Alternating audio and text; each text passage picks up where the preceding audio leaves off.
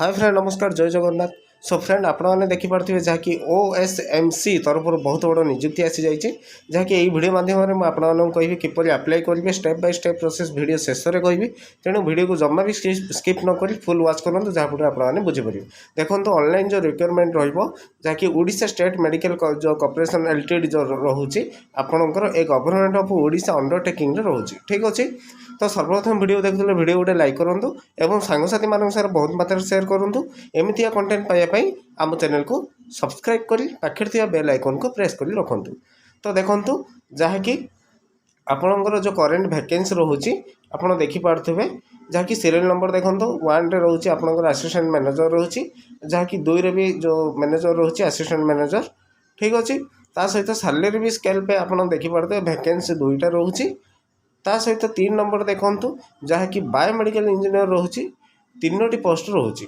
तो तार भी सैलरी आप देखिपे जहाँकि ORSP 2017 अनुसार आप 56,100 लेवल 12 पाइबे। ता सहित जो जूनियर फार्मासीस्ट आउ जो सीनियर फार्मासीस्ट रोचे जहाँकि देखो जूनियर फार्मासीस्ट मानकर जो सैलरी रोचे 25,000 जहाँकि 7टा पोस्ट और सीनियर जो फार्मासीस्ट रही 8टी पोस्ट जहाँकि 2017 अनुसार आपण मैंने 29,400 सैलरी पाइपर। सी लेवल 7 आउ जो सीनियर फार्मासीस्ट मानकर लेवल 9 रे सैलरी आप पाइपर ठीक अच्छे। तो किपर अप्लाई करेंगे देखूँ रीड जनरल जो इंस्ट्रक्शन देती and how to apply careful before register ठीक अच्छे। तो आपण मैंने ये पढ़ी पारे देखो इंपोर्टेंट जो नोटिफिकेशन अच्छी लेफ्ट साइड तापर रोचे जनरल रोचे इंस्ट्रक्शन तापर आपणकर advertisement details how to apply ठीक अच्छे। देखो स्टेप टू अप्लाई सर्वप्रथम register to apply enter user name and password to login fill in the application form return in acknowledgement slip जो रहा कॉन्टैक्ट आप देखिपे view important notification for update ठीक अच्छे। तो सर्वप्रथम आपन को रजिस्टर हेड टू अप्लाई उपरे क्लिक करिया पड़ो। एठी जो सर्कल करछि आपण माने देखि पारथिबे एही जो रजिस्टर हेड टू अप्लाई उपरे आपण क्लिक कला परे किंतु ता पूर्व आपण देखंतु डिस्क्लेमर अच्छी आपण माने निहाती पढ़ा जरूरी अटे ठीक अच्छे। देखो लिखाई application form once submit can not be modify ठीक अच्छे।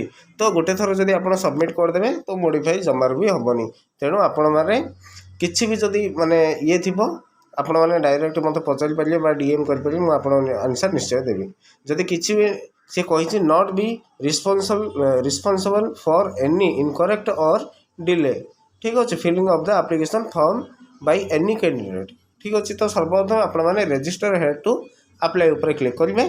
क्लिक कलापर देखूँ OSMS जहाँकि जो registration online requirement register yourself आसला एठी भी आपको लिखा जाइए देखिपे वन्स 3 नंबर देखूँ information one submit can not be modify submission of correct information is the responsibility of candidate और once registered login with your user name and password ठीक अच्छे। जो जहाँकि 10th सर्टिफिकेट आपणकर नेम अच्छी ताहे एठी मेंशन करेंगे आपण मैंने फादर नेम लिखिए ता सहित डेट ऑफ बर्थ अच्छी आपण मैंने साइड रे देखो कैलेंडर अच्छी से क्लिक करेंगे डेट ऑफ बर्थ मेंशन करेंगे ता सहित मोबाइल नंबर भी ये एंटर करिया पड़ो आउ ईमेल आईडी देबे आउ यूजर नेम देबे आउ पासवर्ड देबे ता सहित कन्फर्म पासवर्ड देबे। तापरे आपण जो तले अच्छी कैप्चा को लेफ्ट साइड रे जो राइट साइड एंटर कैप्चा अच्छी तो सेठी कैप्चा करेंगे सबमिट करेंगे ठीक अच्छे। सबमिट कला पर आपणकर किंतु आपण को यूजर नेम आ पासवर्ड हेतु रखा पड़ो ठीक अच्छे। जदि पासवर्ड भूलुँच ताहले आपण माने रीसेट करेंगे ठीक अच्छे। तो आपड़ सबमिट कला पुणी आपड़ बैक करेंगे देखूँ पुणी आपड़ बैक करेंगे रजिस्ट्रेशन यूजर नेम पासवर्ड आउ कन्फर्म पासवर्ड यही जो पासवर्ड को आप लिखिक खाता रखुँ जहाँकि आप लॉगिन कर हेल्प हो पार। तो देखो राइट साइड कॉर्नर आप बैक कला पुणी लॉगिन आसो एटी आप यूजर नेम आ पासवर्ड देवे पुणी इंटर कैप्चा देकी आप सबमिट करेंगे ठीक अच्छे। सबमिट कला आप रजिस्टर माने पूरा इजी अच्छे आप fill in the application form आसो आपने फिलअप करेंगे ठीक अच्छे।